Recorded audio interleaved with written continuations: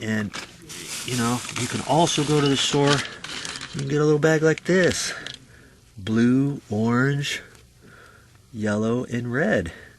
This is for more wires, less wires, and even less or smaller stranded wires, and even real tiny ones. You can get anything at the store. Okay, so I'm just going to hold both of those up, and I want to make sure that the copper sticking out isn't sticking out too far. Okay, to put the wire nut on.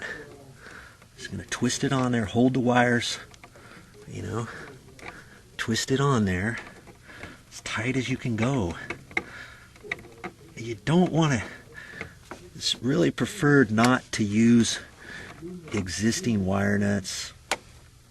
You know, if you use them off of something else, sometimes they don't hold as well. Okay, let's just keep those off to the side now. Okay, let's do the black ones now. Black to black. I'm going to hold them up there. Just kind of bend them. You want to hold them straight like that. Put the wire nut on, twist it on there. Hang on to them. And tighten that sucker up. Okay? Like that. And incidentally, make sure your power's off. And I know it is. There's no power to this box yet. I made double sure of that. Okay, now I'm just gonna fold that about halfway, reach down there, and fold it again.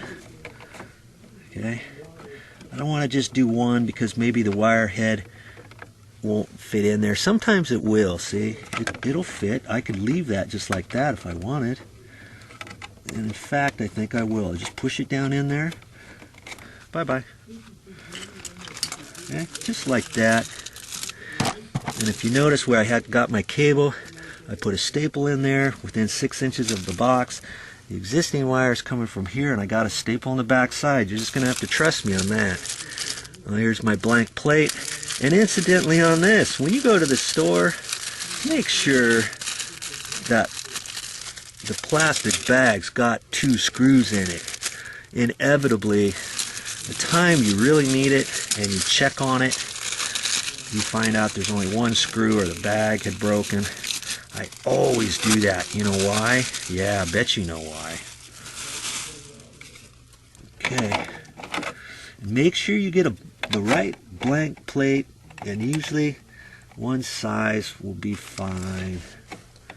You know, you just don't want to get one and find out it's not going to fit on your box or something.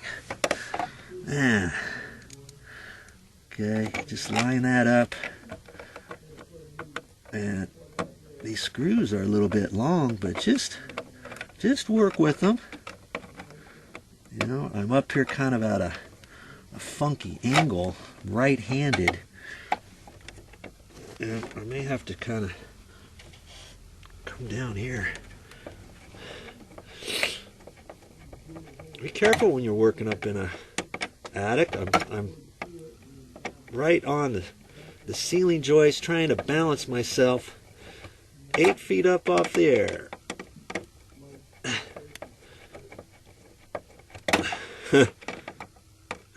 Usually I hold my hand on there on the screwdriver. And these screws are fairly long. Okay? And also, just make it snug. Don't over tighten it. If you've got the hard plastic blank plates, you could crack that. If this is a vinyl cover plate, you could cinch it in there and it's going to depress a little bit if you get it too tight, but it's not going to crack.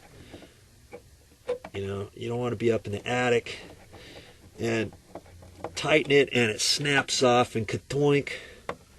You know, you're always, whenever you do a junction box like this, you need to put the cover plate on. That keeps critters out of there.